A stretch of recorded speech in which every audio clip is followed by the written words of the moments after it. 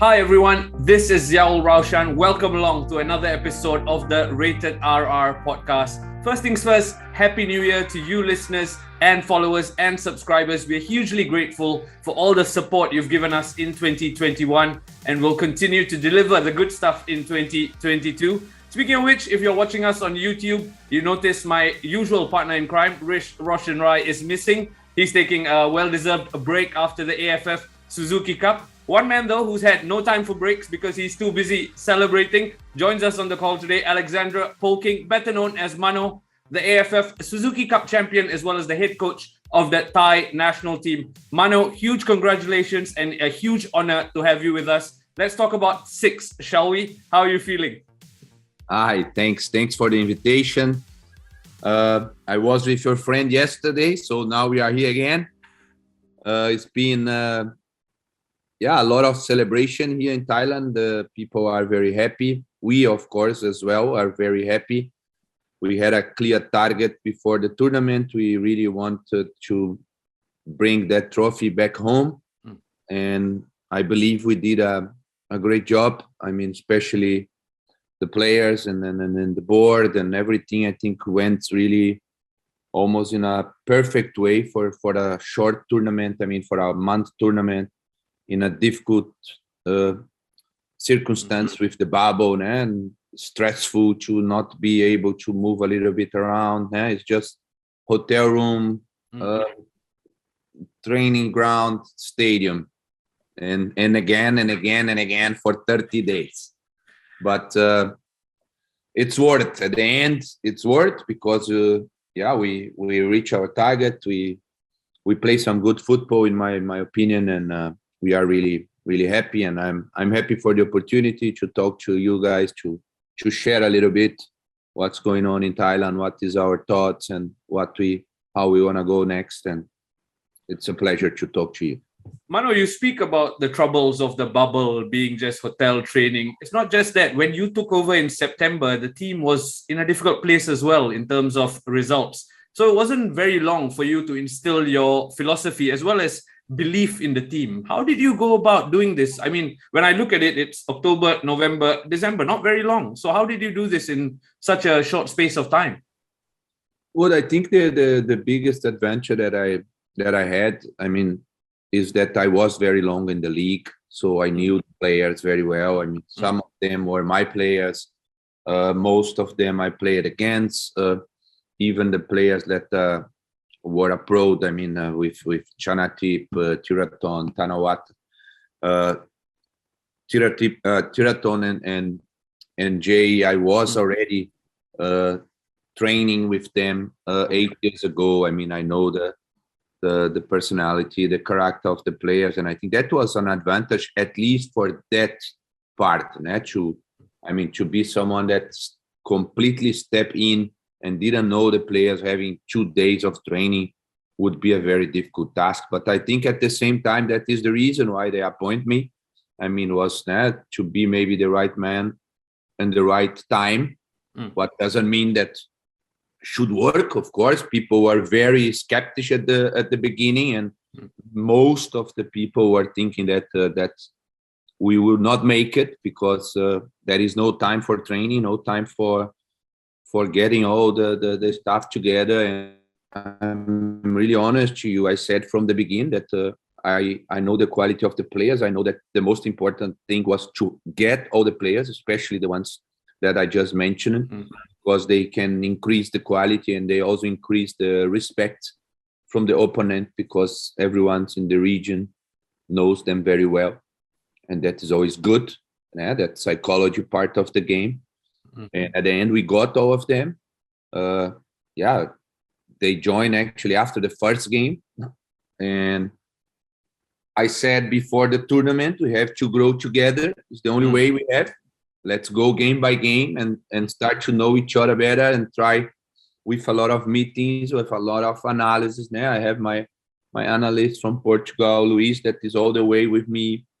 I have my right hand, my assistant coach with Vasapo also all the way with me. I mean, 8 years together makes also a bit easier for the organization, for the training plan, for the training drills, for what to show to the players. All these things helped. Yeah, I didn't do it alone. I didn't came alone. Alone probably would be impossible. Not only for me, I mean for anyone else in that circumstance. But if you see the whole package, again, I'm bringing some people that are long time with me. We got also some help with the federation, with people that are already hired. Now we have a really good group from the staff. I mean, with very good professionals, with doctors, physios, masseurs, assistant coaches, goalkeeper coach. And I think all together we make it work in a very smooth way with a very good atmosphere for a tournament. And I particularly always believe that it counts a lot when you have a very good atmosphere to work and when you see that the players are really pushing each other and there is no big egos about now I'm not playing. Okay, the tournament helps because I could rotate a lot.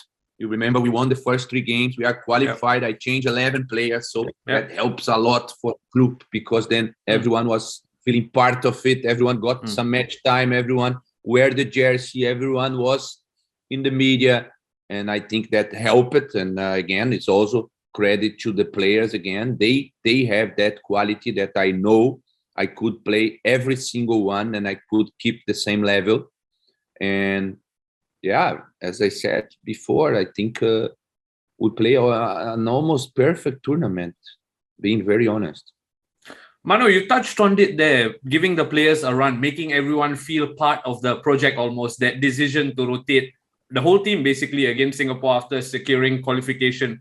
My question to you is, as a coach, how important is the human side of things as well as the tactical side of things? Because more often than not, we see those two clash. So from your understanding, you clearly are a big champion of balancing both. How important is it? Look, I'm also a big fan of Julian Nagelsmann, the coach from Bayern Munich now. And some years ago, when he was starting, he already make a statement or said a sentence that was very important for me also in my way to learn that job. He was saying that the tactical part in football for him, and I am with him then, is about 30%, and the human side management is about 70%, or social competence he calls, right? Because social competence is about 70%, and especially in tournaments like that, I believe that must be also very important because you have to keep them together. We cannot allow the people to stop pushing each other because we don't have so much time to train. You need to have the players that will play like 3 days later. They need to be also in a good in a good shape somehow because they need the chance. And the others that just play the game, they just need to recover. So we need everyone in a sharp moment when the games are coming. And again, my players, I mean the Thai players, they did a fantastic job. We got really 29 good professionals and good characters that help it a lot to make it possible that way. Mano, you from the start said winning the competition is your target, right? When you were building up to the competition, was there at all any moment where there was any doubt? And also, was there a point in the tournament where after a certain result, you said, all right, these boys are going to do it now? I was believing from the beginning there is no moment where I thought that we could not make it. Honestly, I was watching the games. I like to watch the games also in the stadium. I was seeing, of course, good teams very good organized and everything, but I was always then thinking about my team and say, okay, but we can do it. We are doing well, or we are doing at least good enough to beat them. And okay, the games against Vietnam are for sure the most difficult ones. Vietnam was for me the strongest team in the competition. They were together 5 months. I mean, for a coach to have the players for 5 months, this is a dream. This is more than what you can reach in a club level. And then imagine you got the best ones of your country and you put them all together in a very nice training center in in the north of Vietnam, one of the best in Asia, and you can have them there controlling everything. Am I controlling the food, the sleep, the training, how many sessions you have? So for me, they were the strongest one. And also in the game, I always said that when you step in and then when the referee blow the whistle, I think every coach knows after 10, 15 minutes, okay, what's going on here? Am I the better team or am I facing here some problems? And I can say I could feel that Vietnam was very strong. I could feel. And what happened is, then it's football. After that, what happened is that we scored 2 goals after 20 minutes, 22 minutes. Yeah. One lucky one fantastic one. Yeah. And that changed totally the rest of the semi-final. Because then it's not my style actually, but I knew because the opponent is too strong. Now, if you defend better or good, we might be in the final. And this is what happened. First, automatic, you start to defend a little bit more because you have the result. But then we got 3 days to analyze exactly the game again. They took a big risk. They put one more striker. They drop a little bit Quan Hai to the midfield that makes them more offensive. They start the second game of the semi-final in a furious way, like we cannot come out the way we normally always can come out, and we could not come out. And we are having, again, good defenders holding the pressure. I believe also it's one moment where I could help the team at the halftime of that game. I think was very important. We make some changes that make us defend better the second half. I was not with that feeling that something could happen, that they would really score 3 goals or 2 goals at least to go to the extra time. And these are the moments, the crucial moments that we have in the tournament. Manu, you mentioned that defense may not be your style, but for a fan like me, an observer like me, Thailand were a defensive masterclass, solidarity throughout the tournament, not just the semi-finals. My question to you is this, you've been in Southeast Asian football long enough. Do you think this is the best current crop of Thai defenders that the national team has had? Because we look at Yusuf Dola coming on, we got Manuel Tombir and Kritsada. They look solid. Is this the best crop of Thai defenders you've had in a long time? Look, people here in Thailand, they always say that this is the most difficult players to find, the defensive players. Like the strikers, you see Turasil is like now 10 years being still the best one. Because again, we know the league is attractive to attract good foreign players with really high quality. And if you have only 3 allowed, of course, you will bring maybe 2 strikers and 1 defender. Normally, almost the big teams are doing that, or sometimes even they bring 2 defenders and 1 striker or whatever. But that are the positions that the league are always busy with foreign players that are really normally better players. Normally, and then of course you have a problem to develop that players in your own country because they don't have too much space to play. Players must play. If you want to develop them, they have to play. Of course. And was a difficult, but again, Manuel Tombia is a half German, half Thai. Is a player that I brought to Thailand from the second division in Germany. Was my player for 5 years. That makes again the job easier. He knew everything about the way I like to play, about the training sessions, about the positioning. We talked for 5 years about that. And then, of course, again, I believe where I could help again. I'm always saying that now, that it's very clear that we won that Suzuki Cup because of the quality of the players. They are just too good and they have all the credits. But there is small or light moments where the coach needed to be there. And that was one also. For example, the decision to play Kritsada as a center back. I think that helped us a lot to get that solid defense performance. He was also surprising us. He was above the expectation, if I'm honest. He was already a good midfield player. He played all the year as a midfield in Chonburi. And I decide because of his quality on the ball first, I want to have a better build-up, cleaner build-up. And I know that, being a midfield, you can do that better. So let's try him there. And after that first game, we already thought, that is the man. And okay, we have fullbacks like Tiraton, like Narubadin, and options like Tristan Do, like Philip Rolla, this makes a back four with a keeper. That also a keeper that is good with the feet. That's why the decision for Chachai at the beginning. I mean, that all these things that I just told you together make us at least to start to build a solid defense. But the games against Vietnam, they prove it very well because they play against high quality players that they could also hold that pressure and play a very good defensive approach against a quality team. Speaking about the whole team, the unity that you touched on earlier, the impact of Mdm Pang cannot be overstated on this team. I think she has played a crucial role in bringing you on board as well as keeping motivation. There were pictures of team bonding during the tournament, which, to your point, keeps spirits up. How big an impact has Mdm Pang had on this Thai success? Of course, a huge impact, a huge influence, because starting with myself, of course, because she's the one that believed me, she's the one that gave me the call. So I wanted so much to prove that she could be right with that choice. It means that motivates me a lot to give it back to her.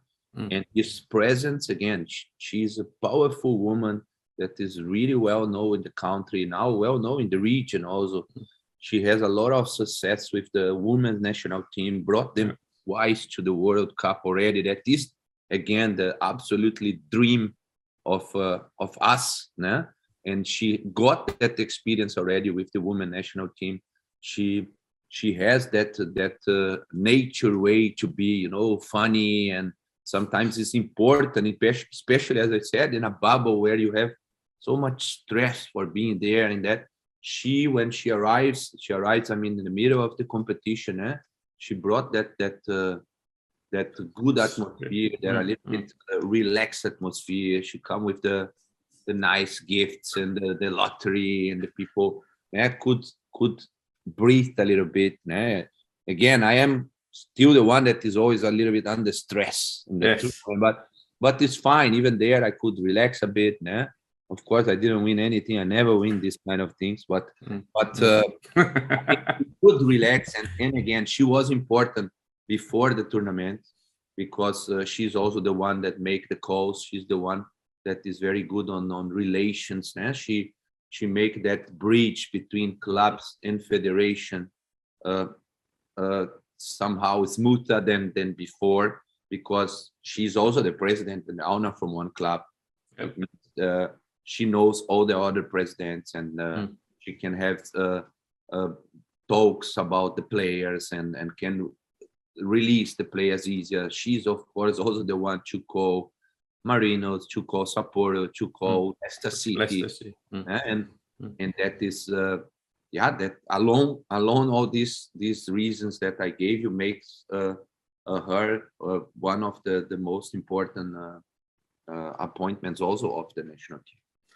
Mano, you joked there about not winning the lucky draw. I think it's okay because you won the biggest trophy of them all. But one thing that stood out for me right after I was in the presser, and you said straight away, we cannot rest on our laurels here. We want to win this, but we want to push on, which for me was amazing, because to hear a coach straight away think about the next objective makes me think of the great managers who don't rest on their laurels. What's your plan then to push on from here? Look, again, it's a lot of work, because it's not only about say, okay, I want to do that, but how to do that. Of course, you want that. Okay, what we need first is to know who are our opponents, but how to improve on that level. First, I would love to play that games, because I want to see where we are. As I told you, what always the feeling as a coach when you are there, when the referee whistle there, you got that feeling after 10 minutes. Okay, I'm facing someone better than me. Why? Because are they faster? Are they stronger? Are they having a better tactic, or can I not understand the movements? You need to get into that experience first, and for that we have to continue. What is our job until there is to continue to improve the league, continue to scout the players. Alone or with Compang is we cannot do too much now from today to tomorrow. Is a long way process now, or I said also at the conference, how about in 2-3 years? I mean, we are talking about a dream, a World Cup that is in 4 years, 4.5 actually. Okay, maybe there is some 20 years old, 19 years old, 18 years old boys that they are the ones that will be there. But where are they now? What they are doing now? What is the system of the youth league in our league? We have the best league in Southeast Asia. I can guarantee that because I was in Vietnam. Vietnam was for me, as I told you, the best team in the tournament. Yeah. We don't have the best league. Thailand still has the best league. And okay, at the end, we proved to be also the best team. But the league is important first because you have to attract good foreign players that brought better quality. It doesn't make sense to bring a foreign striker or a foreign defender that's not better than your local. But then you're killing the local and you are not improving the league. But if you are bringing better people, you are improving the league and you are somehow improving your play because they are not 10, they are 3. Okay, with the ASEAN quota now, they might be 6. It's okay, but many of the clubs, they are 3, 4, let me say, 5 maximum. And you still can play again one foreign defender and then your Thai defender, and your Thai defender will learn for that guy. And look how many years here a player like Tunis, for example, was in Buriram helping the players, or Diogo in Buriram, or thousands of examples where the foreign player came and helped the development of the Thai player. That is one thing that you have to pay attention. The quality of the league. How is the league improving? How is the league going? Then again, youth system, very important. As I said, if you talk about a dream that is in 5 years, maybe the boy is now 18, maybe he's 16 now. What is he doing now? The scouting. Right, the scouting, the league. What about the league? Why? I mean, I was very long in Europe. I was spending 12 years in Europe. The system there is very clear. That's why it's much easier to develop the players. They have a very clear under 16 tournament, the under 18. The route is clearer, yes. Right, and you can even go deeper, like every club with a very clear way to play, with the coaches already being recruited in that way that okay, I can take now the under 18 that is being whatever, vice champion of Thailand. Yeah, I can take that number 6 now and play him in my team in the preseason next year because I know he's been training the same way I am playing, and I will just give him a chance with some friendly match in a nice training camp, for example. Let's see how far he can go. Can he help me now? And then you might get a surprise and he starts to be your first 11 and he's 18. So I mean, 2 years playing first 11 at top club, again with top foreign players. That is the man that we need to compete in that level. But you see, we are talking about very difficult things to make it happen. I'm talking only about Thailand now because that is my duty. But what about the other countries? I see more difficult in other countries than in Thailand because I see the league in Thailand better.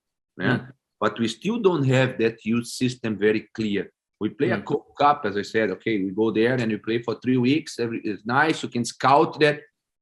But they are not competing in a full year. They don't have 34 games or 38 games to play against all the other big teams. And, you can play in regions if that costed you too much. So most of the time, money, logistic for that.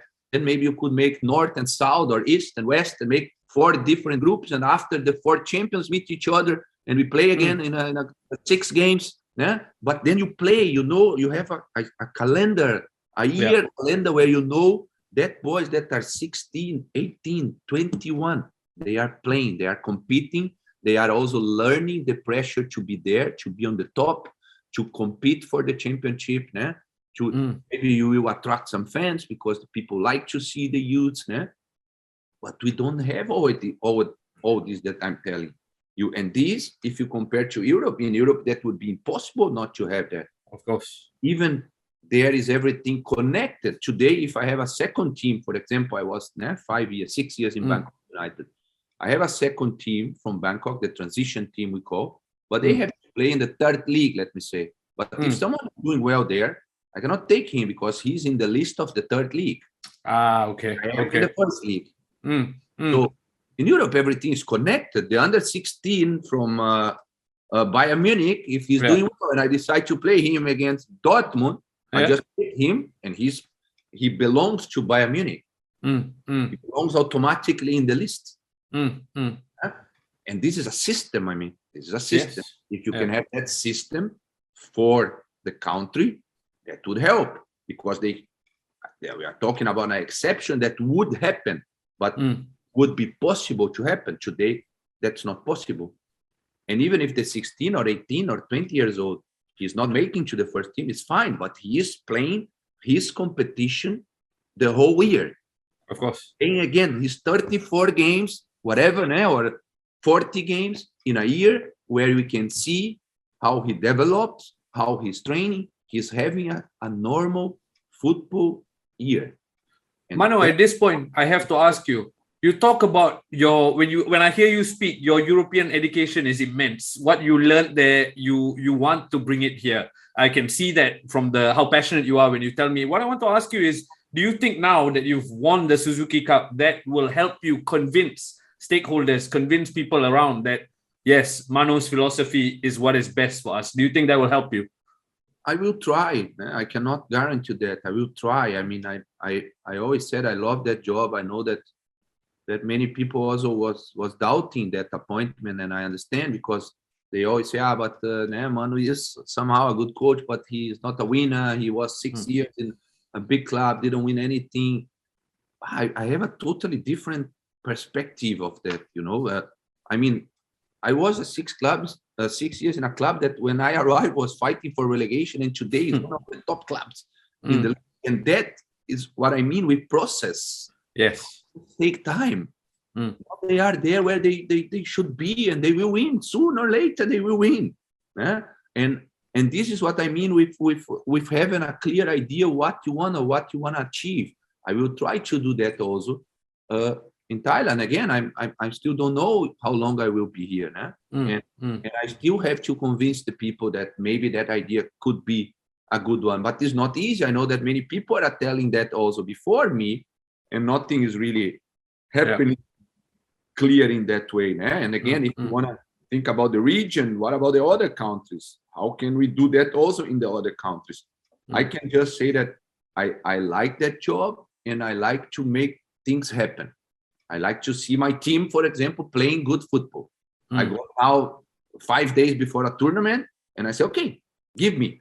Let me try my best. And at the end, I saw many good things from a team playing some way that I like, and I know that I could influence, for example. But of course, again, because of the quality of the players, I could do whatever I want. I just need to give the idea. They went there and they just executed in a very good way. But now, if you talk about the future, must be, again, not must be. We have to sit together, the clubs, the federation, campaign, to say, look, how can we go together? Is that the way to grow together? How can we continue to develop players? How can we increase the quality of the league? Can we change some rules to help? Or it's always about sitting and working and working and working. And again, I love to work. That is, again, if on the end you got what you want or not, this is a consequence. But first you have to put effort and work. Completely agree with you, Mano. I'm very excited just hearing you talk to see this process take charge. And I do think it's a problem in modern football these days. Patience is very thin. There's no time for people to wait. They're not willing to wait it out. Speaking of making things better, right? One word that was mentioned throughout the tournament was VAR. It was constantly mentioned in various presses by the match managers and stuff like that. Do you think VAR needs to be implemented in the AFF Suzuki Cup to make the officiating better in future editions? Look, I talked many times about VAR. I am actually for VAR. Everyone knows. I know that many people are against VAR, but I am for VAR because I think in crucial moments of the game, some wrong decisions can decide the game. And I think that's not fair for a hard work that you do and then someone just judge something. But the VAR must be well run. Yeah. That is also very difficult. If the VAR start to destroy the game, then we don't want VAR, and I don't want VAR. If I have to stop every time for 3 minutes to check something, and even after that still make a mistake, for example, then makes no sense. Then let it go like this, and okay, then we must be lucky that the mistakes are not against you, and that's it. But if it's a quick one, I mean, most of them, okay. The problem with that is, again, this low motion camera. You will still have some like offside lines now. You see Tottenham goal last week, for example. You see Tottenham goal, and then after there is another goal. I don't remember now. This is second. But if you prove me that the technology can really be exact there, okay, we will all accept. There is 2 lines there, the red, blue. If the computer say it is, man. I don't care if it's a piece of my hair or whatever. If the technology is saying, and if the technology can tell me that in 30 seconds, let's have it.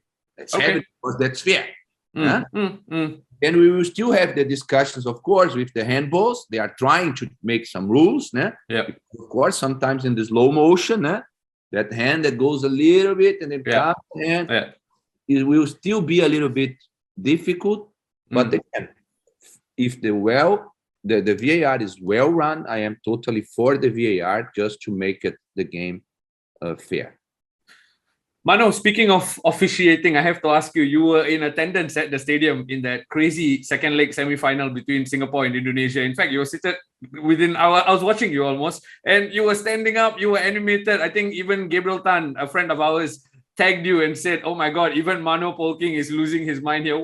What, as a fan, tell me, what was going through your mind? Because you're obviously there to scout opponents, but also because you love football, right?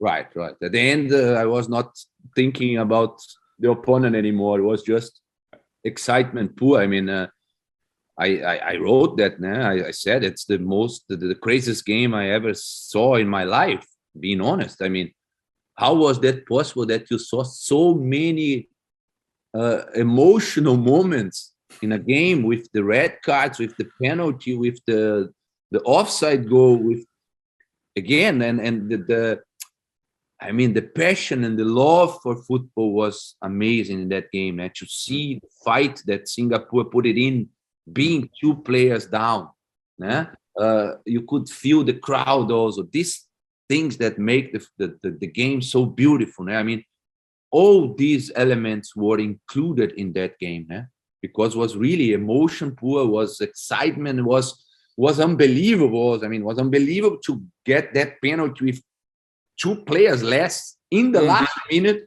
That if you score, you are in, and then you miss. And that was for me, again, a fantastic day to be there and to be a witness from that kind of football game. Speaking of passion, you manage Thailand, and they are one of the most passionate supporters. What has the reception been like since you went back home? Have you communicated with any locals? Yeah, it's been amazing and unbelievable, actually. I knew how much passion they have, and I knew that we are trying to make the people happy here. It was also 1st of January, and we were trying to say like a New Year gift and this, and a difficult year for many people because of the pandemic. And I am surprised. I mean, I am really surprised with the number of messages and social media, the way it is being here in these 2-3 days is surprising me, but in a very, very good way. I mean, but it's very, very nice to see how much love the people are having for that game. I mean, for football, how many people are being so happy and stopping all the players and writing like, thank you for making us happy. And I never thought that could be so big like that, if I'm honest. I mean, I was before a club, also long time in a club, but that reception or that warmness that the fans, the Thai fans are showing, not only myself, but showing the team and showing also Pang, and is being impressive. Mano, just my final question here. You're obviously riding a wave. You're celebrating success. I have to ask you, long term, do you see yourself in Southeast Asia, or do you harbor any hopes of going back to Europe and taking on a job in Europe? It's a very difficult question to answer. Before I start my career, I was really planning to be in Europe or in Brazil, but then somehow I landed here in Southeast Asia, and I like the place. I like the people. I like Thailand a lot. I must say that it's not only because I have that job now. I mean, I was already here. It was my first job as a head coach.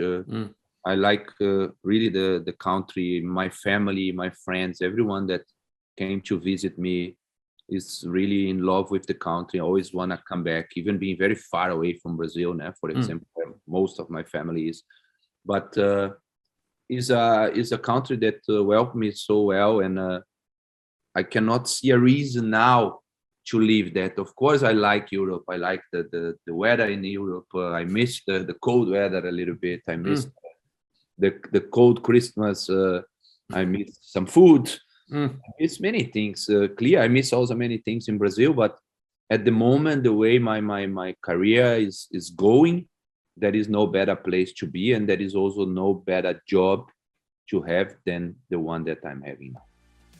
Absolutely fabulous, Mano. I think you summed it up perfectly. Mano, it's been immense to speak to you, to get into the mind of a champion like you. We are so grateful that you set time aside to come and speak to us and tell us all about the success as well as your dreams. For those listening, continue to subscribe and follow the Rated RR podcast. We hope you enjoy the content we have coming your way. Thank you so much, Mano, and thank you for listening.